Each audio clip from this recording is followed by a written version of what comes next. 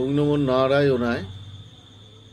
যারা আমার এই অনুষ্ঠানগুলো দেখেন, শোনেন, সাবস্ক্রাইব করেন, তাদেরকে কনগ্র্যাচুলেশন। আপনারা সকলে ভালো থাকুন, এই কামনাটুকু আমি ঈশ্বরের কাছে করি। যদি কোনো সময় কোনো অসুবিধে হয় আপনারা ফোন করবেন, অবশ্যই সাহায্যের জন্য আমি তৈরি আছি। এইবার আমাদের বেশিরভাগ সময়টা কাটে কিন্তু বিবাহিত জীবনে, মনে রাখতে হবে বছর। তো আগেকার দিনে এই লাভ ম্যারেজের ব্যাপারটা অতটা ছিল না। অনেক সময় দেখা যেত কি, লাভ ম্যারেজ করলে তাদেরকে একঘরে করে দেওয়া হতো, বাবা মা তাদের সাথে কোনো সম্পর্ক রাখতো না। এবং যুগের পরিবর্তনের সাথে সাথে আমরা অনেক ফাস্ট হয়ে গেছি। এখন আমরা নিজেদের পাত্রীকে নিজেরাই পছন্দ করি, কিন্তু করি কী কারণে? যে আমি ঠিক বুঝে নিতে পারবো, এর সাথে সংসার করতে পারবো, এ আমার কথা শুনবে। কিন্তু না, ওই সময় বুদ্ধি ঠিক কাজ করে না এবং আবেগে মেলামেশাটা হয়ে যায়। ছেলে বলুন মেয়ে বলুন, তখন ওদের সাংসারিক বুদ্ধিগুলো থাকে না। আগে থেকেই ঝগড়া হচ্ছে, আগে থেকেই অশান্তি হচ্ছে, ছোটোখাটো বিষয় নিয়ে সন্দেহ, তুমি এখানে যেও না, মোবাইলে কার সাথে কথা বলছিলে, এনি আদার্স বিভিন্ন প্রবলেম সৃষ্টি করে। এটা আমি বলছি প্রেমিক প্রেমিকাদের ক্ষেত্রে এবং লাভ ম্যারেজের ক্ষেত্রে। যারা ভাবছেন যে আমি লাভ ম্যারেজ করে বিবাহিত জীবন লং লাইফ সুন্দর লিভ করব, কখনোই না। আপনারা যে মেলামেশাটা করছেন সেটা আবেগ মেলামেশা হচ্ছে। খুব ভালো করে যখন বয়স হবে তখন বুঝতে পারবেন। আপনাদের ভেতরে অত ইনটিউশন পাওয়ার এখনো আসেনি। আপনারা যে আবেগে মেলামেশা, খাওয়া দাওয়া, ঘোরা, হোটেলে যাওয়া, যাই কিছু করছেন, সব কিছুর ভেতরে আপনার আবেগ কাজ করছে। কিন্তু যখনই কোনো অশান্তি হচ্ছে, ভগবান কিন্তু আপনাকে ইন্ডিকেশন করছে যে দেখ, তুই একে ঠিক মানিয়ে নিতে পারবি তো, বিবাহিত জীবনে সুখী হতে পারবি তো। তোকে বোঝাচ্ছে ভগবান যে এ তোর মনের মতন হবে তো। তাও আমরা অনেক সময় মানি না এবং তাকেই বিয়ে করি।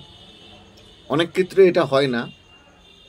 অনেক ক্ষেত্রে লাভ ম্যারেজ করার লাভ হওয়ার পর ম্যারেজের দিকে এগোয় না, সেটা কেটে যায়, ম্যারেজ পর্যন্ত পৌঁছয় না।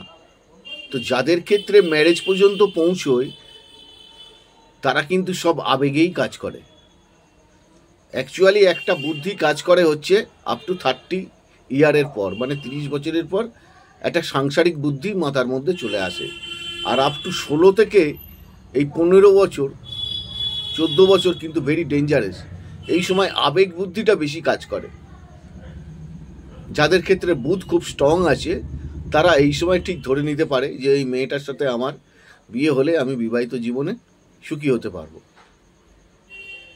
বা সুখী হব না। তারা হয়তো সেখান থেকে বেরিয়ে আসতে পারে, ছেলে বা মেয়ে উভয়ের ক্ষেত্রে বলা হচ্ছে।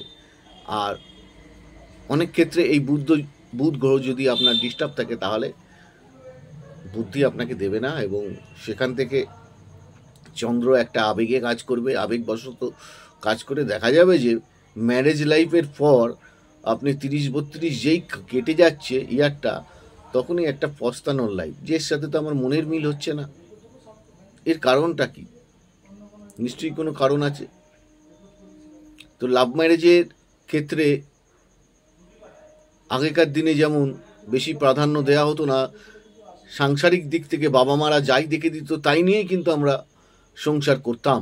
আমাদের পূর্বপুরুষদের দেখুন আপনারা, এবং খুব লং লাইফ, দীর্ঘ সময় তারা জীবন অতিবাহিত করেছে।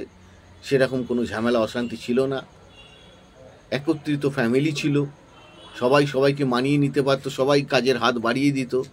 এখন কিন্তু দিনকালটা একটু অন্য হয়েছে। আপনারা বুঝে যা করার করবেন এবং খুব বুদ্ধি কাটানোর চেষ্টা করবেন নিজে থেকেই। কিছু সময় দরকার হলে মেডিটেশন করবেন, ওইটা নিয়ে চিন্তা করবেন, আপনার ভেতর থেকেই বেরিয়ে আসবে প্রশ্নের উত্তর।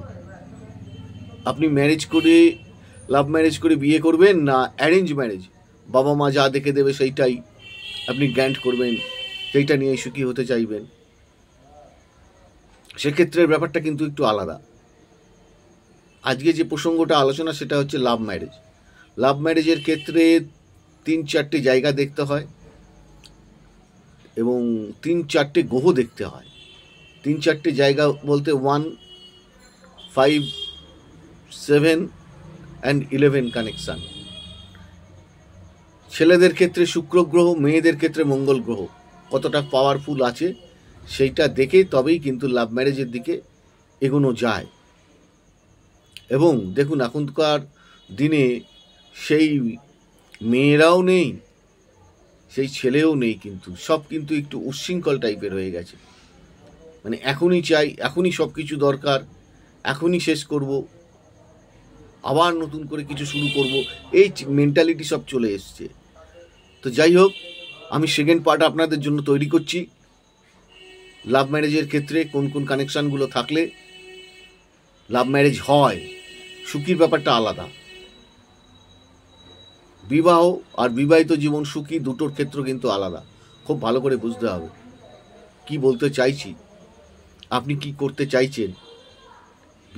বিবাহিত জীবনে আপনি কতদিন লিভ লাইফ করবেন,